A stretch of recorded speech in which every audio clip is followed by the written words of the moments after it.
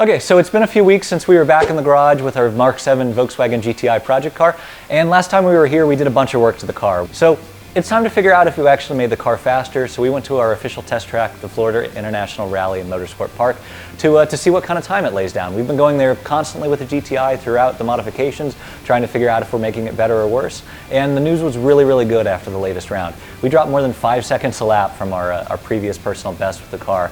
So today I wanted to take a little bit of a deep dive into the data, talk about why the car is faster, where it's faster, and where we still might have room for improvement going forward.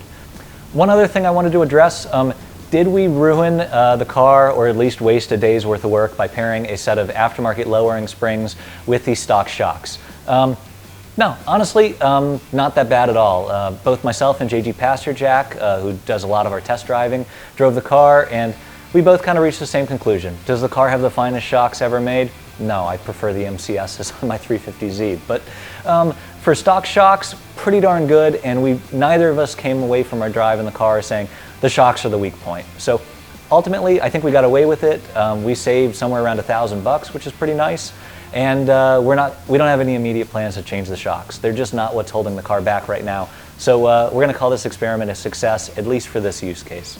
So I mentioned we loaded a 034 Motorsport tune into the car. Should, in theory, bump our power output to about 300 horsepower, but we haven't been to a dyno yet. We'll get there next. We also tuned the car's transmission. Remember, our car is not a 6-speed manual. It is a 6-speed twin-clutch DSG transmission. And we loaded a tune for a couple of reasons. First of all, it's got a very annoying factory kickdown switch that will try and downshift at the worst possible time at the firm coming out of that hairpin.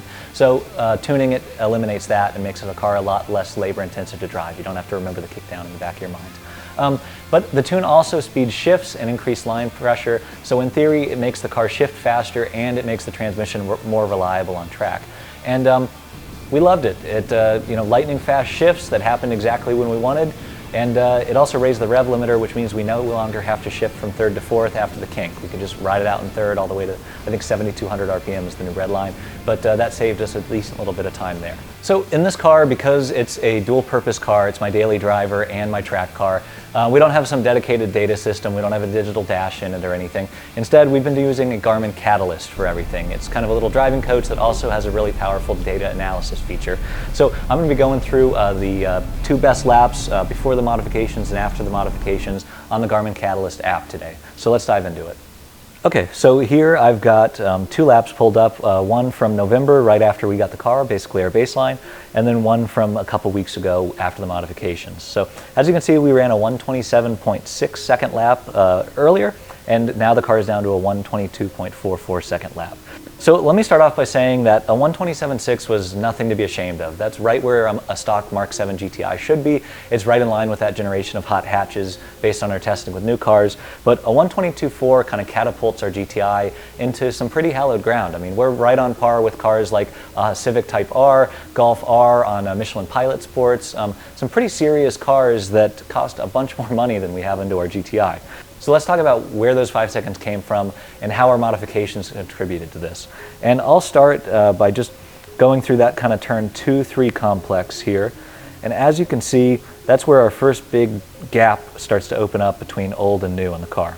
And if I zoom into the data here a little bit, the primary reason for this is just higher cornering speeds. And I'm going to chalk that up to front camber and tires. So basically, we don't have to brake nearly as hard for that turn 2, kind of that off-camber turn. And then when we're leaving it here, when we're leaving that 2-3 complex, you can see that difference in the speed growth in the acceleration curve, basically, getting onto that little straight before the kink. And that is all power. So that's from the tune. That's a little bit due to those tires, those Continental tires, helping to put the power down. But you can see the car really accelerates much faster going onto the straight. Now the next part I'll talk about is kind of the kink. I think it's technically turn 4 at the firm.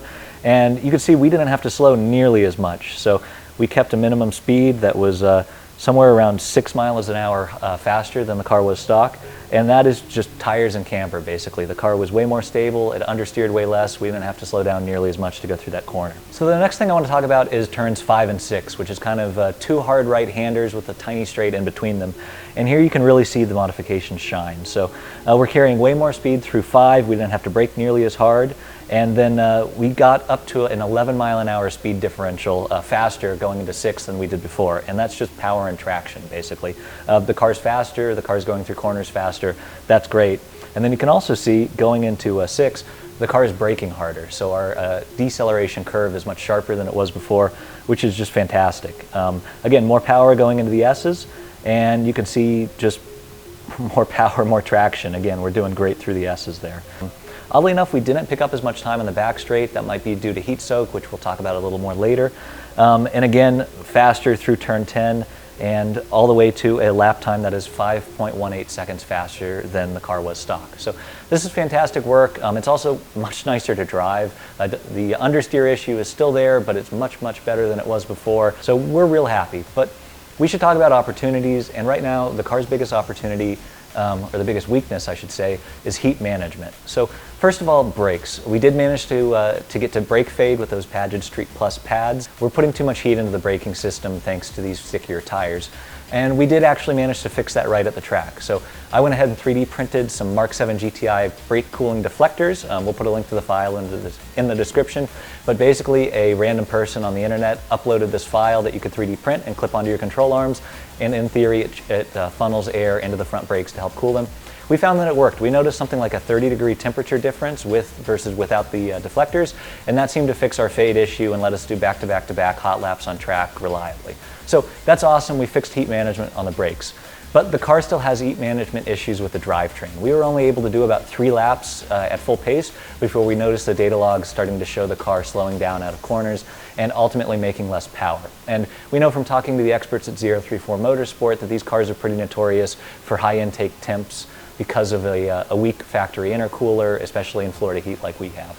So we're going to be doing some more precise logging, trying to figure out if it is actually intake temps causing it, whether the car is pulling boost or timing or both, and maybe throw some more parts at the car to try and fix that and keep it making full power longer.